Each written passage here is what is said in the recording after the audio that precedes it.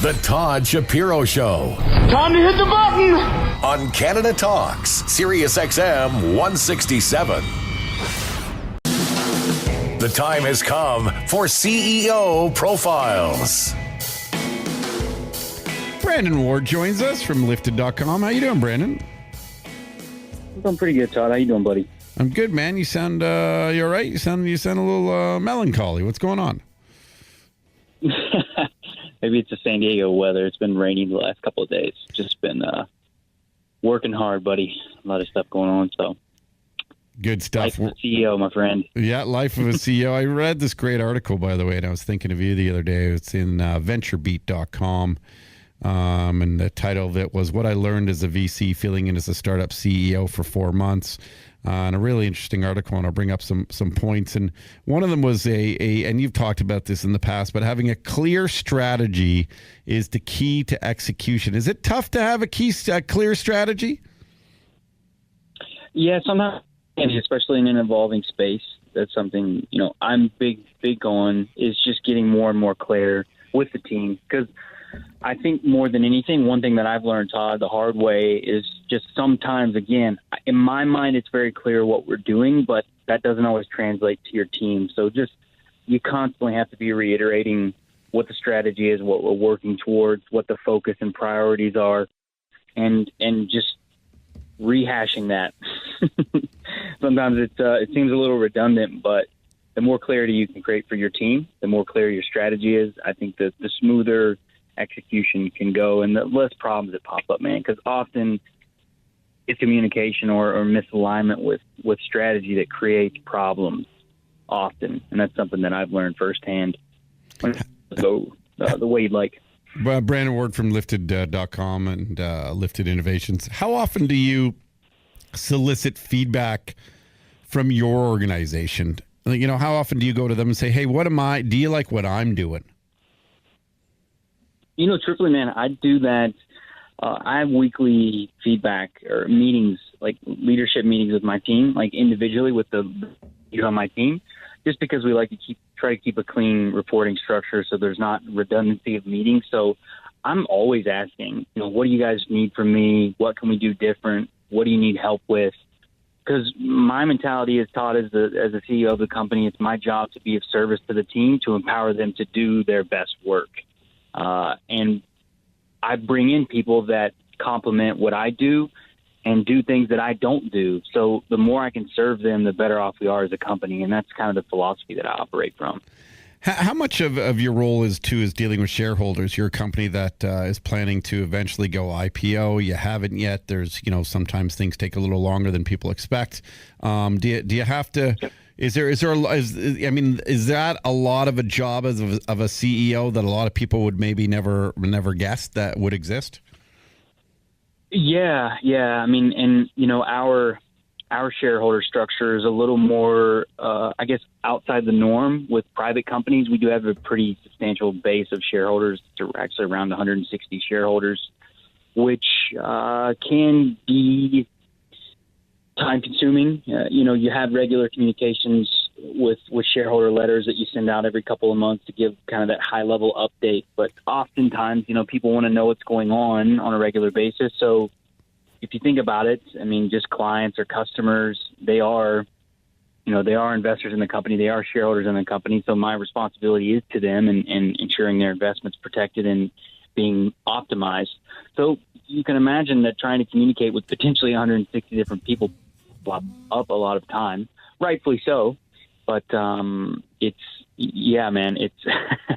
it's a big part of my job that when I came into the situation in the company here, I wasn't anticipating as much as it was. I've gotten more defined with it, and it can be it can be challenging, man, to do right, and communicate on a regular basis when you're still trying a business, right?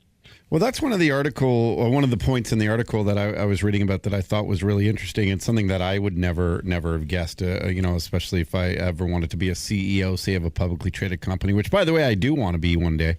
I think it would be awesome, but the idea that sort of investors often make decisions that are based on data and analysis of spreadsheets and, factoring, sort of business, your business plan and really projected numbers in terms of, will this company make money? If it does, I want to invest in it. That's ultimately what it comes down to.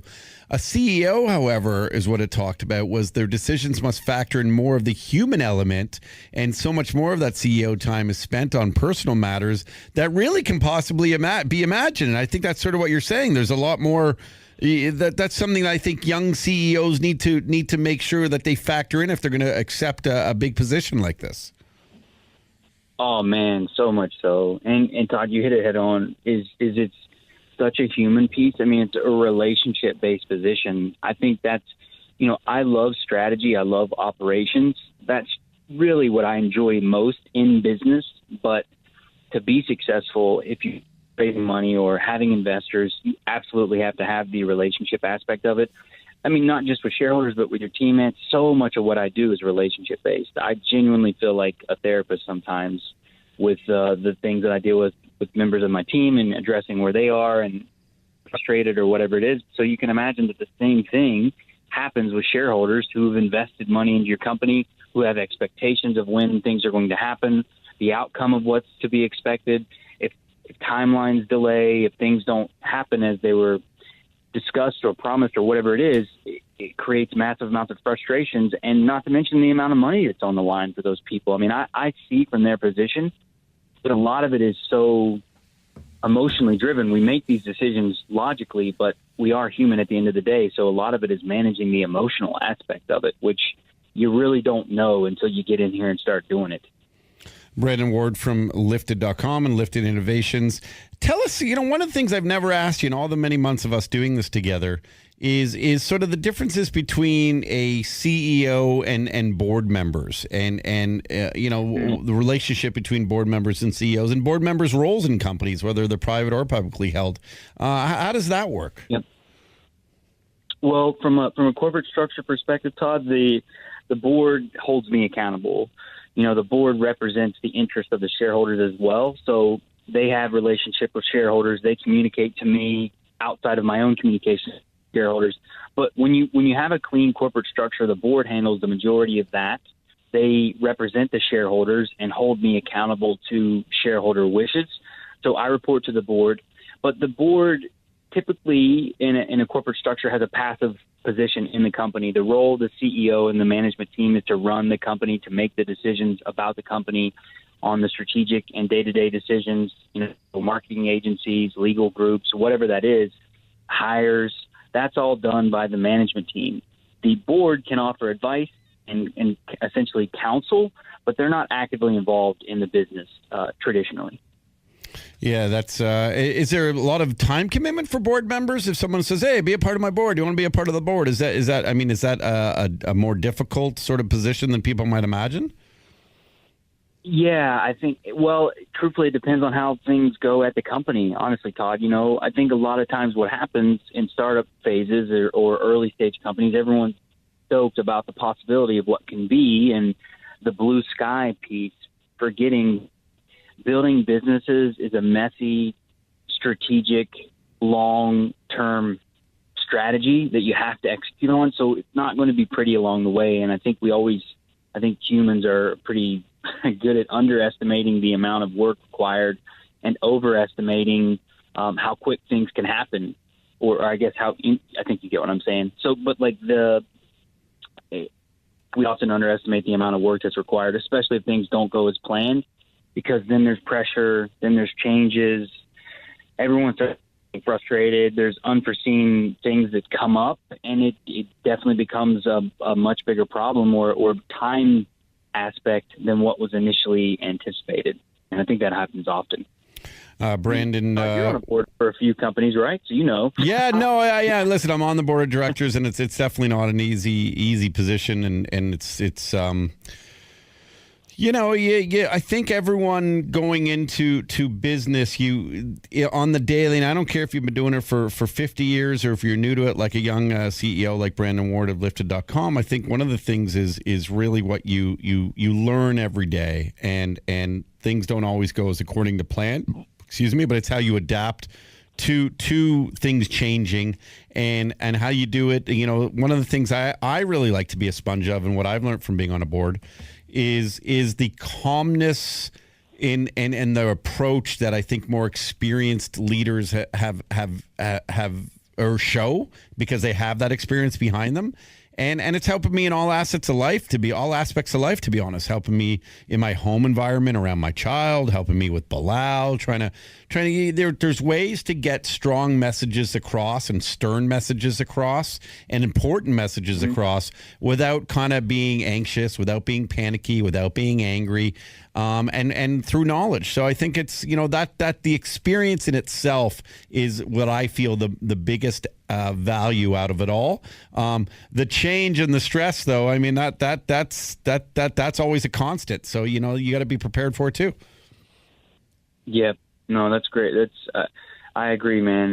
And one thing that is impressive is that you really can only gain from experience is once you kind of see things happen repeatedly, you recognize that there really isn't anything new under the sun. It's just how you're going to manage it. Maybe the details of something might be a little different, but the overarching kind of archetypical aspects of things that happen in our lives are pretty consistent, you know, and that's one thing that experience gives you is recognition that things don't often go as planned. You got to be flexible, and just expecting that, I think, makes the world of a difference, because you just keeping your cool, man, in tough situations.